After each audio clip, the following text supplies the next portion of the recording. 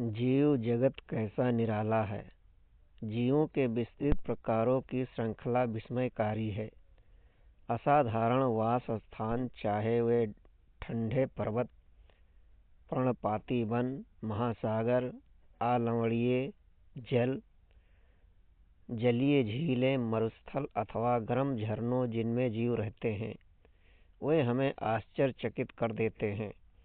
Sir पर दौड़ते घोड़े, प्रवासी पक्षियों, घाटियों में खिलते फूल अथवा आक्रमणकारी शार्क की सुंदरता विस्मय तथा चमत्कार का आह्वान करती हैं। पारिस्थितिक विरोध तथा समष्टि के सदस्यों तथा समष्टि के समुदाय में सहयोग अथवा यहाँ तक कि कोशिका में आणविक गतिविधि से पता चलता है कि वास्तव में जीवन क्या है। इस प्रश्न में दो निर्विवाद प्रश्न हैं। पहला तकनीकी है, जो जीव तथा निर्जीव क्या है इसका उत्तर खोजने का प्रयत्न करता है, तथा दूसरा प्रश्न दार्शनिक है, जो यह जानने का प्रयत्न करता है कि जीवन का उद्देश्य क्या है। वैज्ञानिक होने के नाते हम दूसरे प्रश्न का उत्तर देने का प्रयास नहीं करेंगे। हम इस विषय पर चिंतन करेंगे कि जीव क्या है।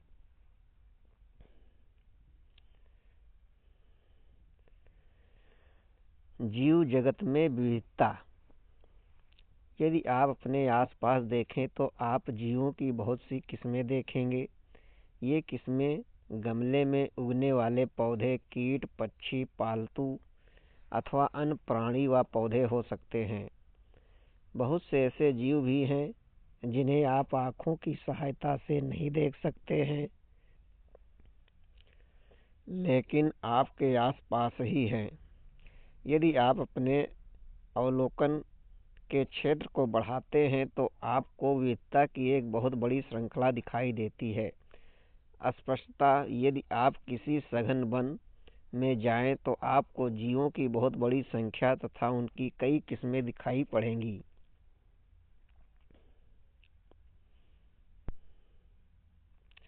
प्रत्येक प्रकार के पौधे, जंतु अथवा जीव जो आप देखते हैं किसी एक जात स्पीशीज का प्रतीक हैं। अब तक की ज्ञात तथा वर्णित स्पीशीज की संख्या लगभग 1.7 मिलियन से लेकर 1.8 मिलियन तक हो सकती है। हम इसे जैविक विविधता अथवा पृथ्वी पर ऐसे जीवों की संख्या तथा प्रकार कहते हैं। हमें यह स्मरण रखना चाहिए कि जैसे जैसे हम नए तथा यहाँ तक कि पुराने क्षेत्रों की खोज करते हैं, हमें नए नए जीवों का पता लगता रहता है। जैसा कि ऊपर बताया गया है कि विश्व में कई मिलियन पौधे तथा प्राणी हैं। हम पौधों तथा प्राणियों को उनके स्थानीय नाम से जानते हैं। ये स्थानीय नाम एक ही देश के विभिन्न स्थान के अनुसार बदलते रहते हैं। यदि हमने कोई ऐसी विधि नहीं निकाली जिसके द्वारा हम किसी जीव के विशेष विषय में चर्चा कर सकें तो शायद इससे भ्रमकारी स्थिति पैदा हो सकती है। प्रत्येक जीव का एक मानक नाम होता है जिसे उसी नाम से सारे विश्व में जाना जाता है। इस प्रक्रिया को नाम पद्धति कहते हैं। स्पष्टतः नाम पद्धति तभी संभव है जब जीवों का वर्णन सही हो। हम यह जानते हैं कि यह नाम किस जीव का है, इसे पहचानना कहते हैं।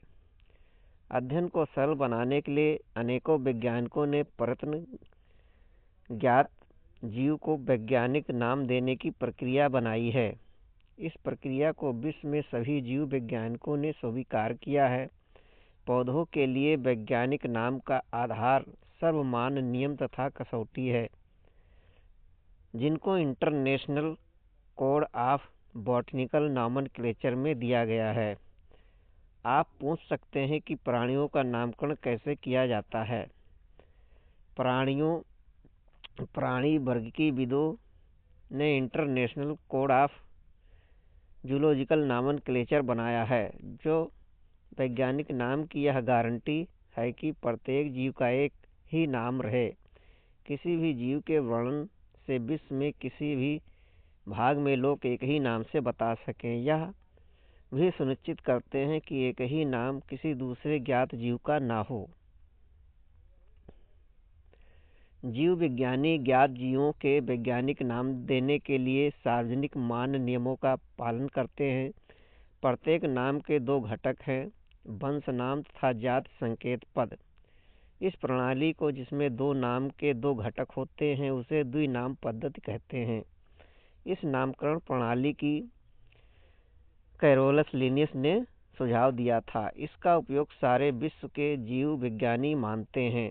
दो शब्दों वाली नामकरण प्रणाली बहुत सुविधाजनक है। आओ आपको आम के उदाहरण द्वारा वैज्ञानिक नाम देने की विधि को समझाएं। आम का वैज्ञानिक नाम मैंगीफेरा इंडिका है। तब यह देख सकते हैं कि नाम कैसे द्विपद है। इस नाम में मैंगीफेरा वंश नाम है, जबकि इंडिका विशिष्ट स्पीशीज अथवा जाति संकेत पद है। नाम पद्धति के अन्य सार्वजनिक नियम निम्नलिखित हैं। नंबर 1, जैविक नाम प्रायः लैटिन भाषा में होते हैं और तिरछे अक्षरों में लिखे जाते हैं। इनका उद्भव चाहे कहीं से भी हुआ हो, इन्हें लैटिनीकरण अथवा इन्हें लैटिन भाषा का व्युत्पन्न समझा जाता है। नंबर 2, जैविक नाम में पहला शब्द वंश नाम होता है, जबकि दूसरा शब्द जाति संकेत पद होता है।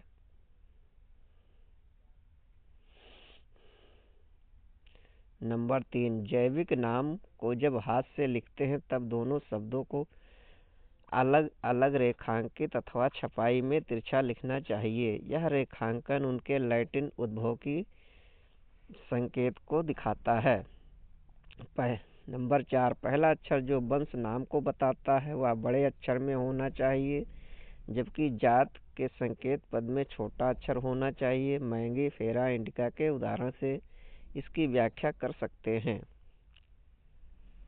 जात संकेत पद के बाद अर्थात जैविक नाम के अंत में लेखक का नाम लिखते हैं और इसे संक्षेप में लिखा जाता है। उदाहरण, मैंगीफेरा इंडिका लिन। इसका अर्थ है कि सबसे पहले स्पीशीज का वर्णन लिनियस ने किया था। यद्यपि सभी जीवों का अध्ययन करना लगभग असंभव है, इसलिए ऐसी युक्ति बनाने की आवश्यकता है जो इसे संभव कर सके। इस प्रक्रिया को वर्गीकरण कहते हैं। वर्गीकरण वह प्रक्रिया है जिसमें कुछ सरलता से दृश्य गुणों के आधार पर सुविधाजनक वर्ग में वर्गीकृत किया जा सके। उदाहरण के लिए हम पौधों अथवा प्राणियों और कुत्ता, बिल्ली अथवा कीट को सरलता से पहचान सकें। जैसे ही हम इन शब्दों का उपयोग करते हैं, उसी समय हमारे मस्तिष्क में इन जीव के ऐसे कुछ गुण आ जाते हैं जिससे उनका उस वर्ग से संबंध होता है। जब आप कुत्ते के विषय में सोचते हो तो आपके मस्तिष्क में क्या प्रतिबिंबित होता है? स्पष्टतः आप कुत्ते को ही देखेंगे, ना कि बिल्ली को। अब यदि एल्सेशियन के विषय में सोचें तो हमें पता लगता है कि हम किसके विषय में चर्चा कर रहे हैं। इसी प्रकार मान लो हमें स्तनधारी कहना है तो आप ऐसे जंतु के विषय में सोचोगे जिसके बाह्य कान और शरीर पर बाल होते हैं। इसी प्रकार पौधों में यदि हम गेहूं के विषय में चर्चा करें तो हमारे मस्तिष्क में गेहूं का पौधा आएगा। इसलिए ये सभी कुत्ता, बिल्ली, स्तनधारी, गेहूं, चावल, पौधे, जंतु आदि सुविधाजनक वर्ग हैं। इनका उपयोग हम पढ़ने में करते हैं। इन वर्गों की वैज्ञानिक शब्दावली टैक्सा है। यहाँ आपको स्वीकार करना चाहिए कि टैक्सा विभिन्न स्तर पर सभी वर्गों को बता सकता है। पौधे भी एक टैक्सा हैं, गेहूं भी एक टैक्सा है। इसी प्रकार जंतु, स्तनधारी, कुत्ता, ये सभी टैक्सा है। लेकिन क्या आप जानते हैं कि कुत्ता एक स्तनधारी प्राणी है? इसलिए प्राणी, स्तनधारी तथा कुत्ता विभिन्न स्तरों पर टैक्सा को बताता है। इसी प्रकार जंतु, स्तनधारी, कुत्ता ये सभी टैक्सा हैं। लेकिन क्या आप जानते हैं कि कुत्ता एक स्तनधारी और स्तनधारी प्राणी है? इसलिए प्राणी, स्तनधारी तथा कुत्ता भिन्न स्तरों पर टैक्सा को बताता है। इसलिए गुणों के आधार पर सभी जीवों को भिन्न टैक्सा में वर्गीकृत कर सकते हैं। गुण जैसे प्रकार, रचना, कोशिका की संरचना, विकासीय प्रक्रम तथा जीव की परिस्थितिक सूचनाएं आवश्यक हैं और ये आधुनिक वर्गीकरण अध्ययन के आधार हैं। इसलिए विशेषीकरण, पहचान, अभिज्ञान, वर्गीकरण तथा नाम पद्धति आदि ऐसे प्रक्रम प्रणाली हैं जो वर्गीकरण विज्ञान के आधार हैं। वर्गीकी कोई नई नहीं है। मानव सदैव विभिन्न प्रकार के जीवों के विषय में अधिक से अधिक जानने का प्रयास करता है, विशेष रूप से उनके विषय में जो उनके लिए अधिक उपयोगी है। आदि मानव को अपनी मूलभूत आवश्यकताओं जैसे भोजन, कपड़े तथा आश्रय के लिए नए नए स्रोत खोजने पड़ते थे। इसलिए भिन्न जीवों के वर्गीकरण का आधार उपयोग पर आधारित है।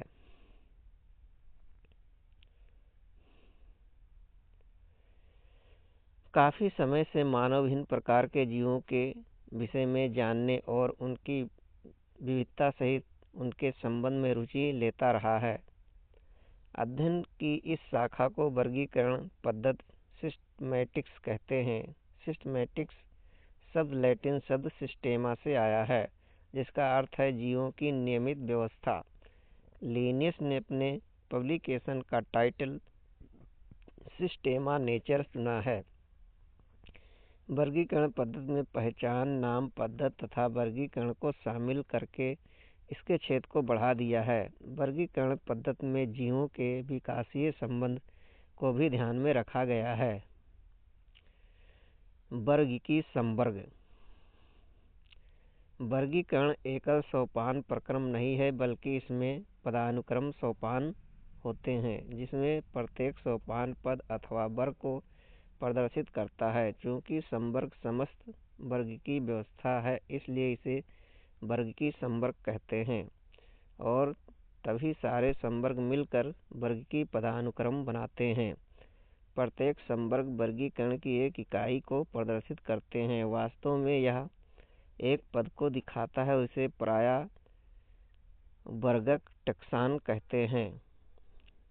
वर्गीकी संवर्ग तथा पदानुक्रम का वर्णन एक उदाहरण द्वारा कर सकते हैं। कीट जीवों के एक वर्ग को दिखाता है, जिसमें एक समान गुण जैसे 3 जोड़ी संधिपाद टांगें होती हैं। इसका अर्थ है कि कीट स्वीकरणीय सुस्पष्ट जीव है, जिसका वर्गीकरण किया जा सकता है, इसलिए इसे एक पद अथवा संवर्ग का दर्जा दिया गया है। क्या आप ऐसे किसी जीव के अन्य वर्ग का नाम बता सकते हैं? स्मरण रहे कि वर्ग संवर्ग को दिखाता है। प्रत्येक पद अथवा वर्गक वास्तव में वर्गीकरण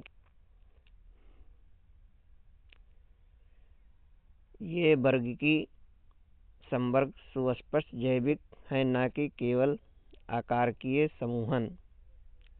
सभी ज्ञात जीवों के वर्गीकीय अध्ययन से सामान्य संवर्ग जैसे जगत, संघ अथवा भाग, वर्ग, गण, कुल, वंश तथा जाति का विकास हुआ है। पौधों तथा प्राणियों दोनों में स्पीशीज सबसे निचले संवर्ग में आती है। अब आप यह प्रश्न पूछ सकते हैं कि किसी जीव को विभिन्न संवर्गों में कैसे रखते हैं।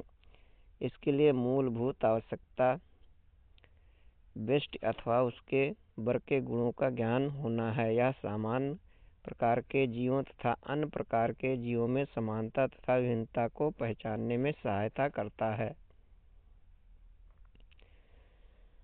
जाति। वर्गीकी अध्ययन में जीवों के वर्ग जिसमें मौलिक समानता होती है उसे स्पीशीज कहते हैं। हम किसी भी स्पीशीज को उसमें समीपस्थ संबंधित स्पीशीज से उनके आकार की भिन्नता के आधार पर उन्हें एक दूसरे से अलग कर सकते हैं।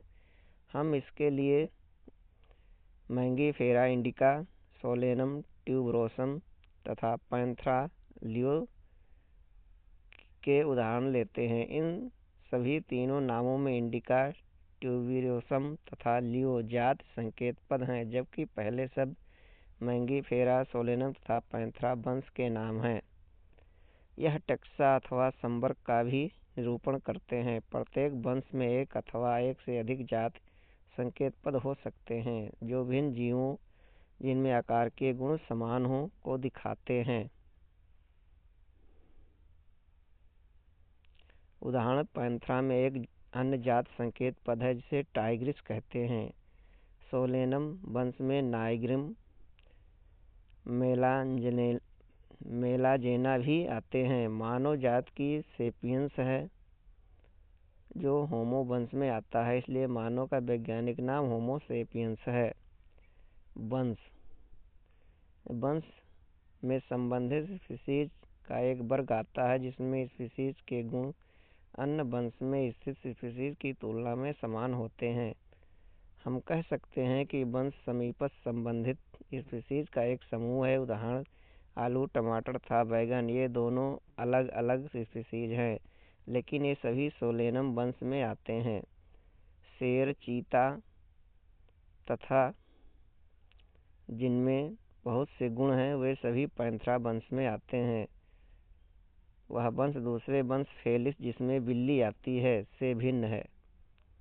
कुल।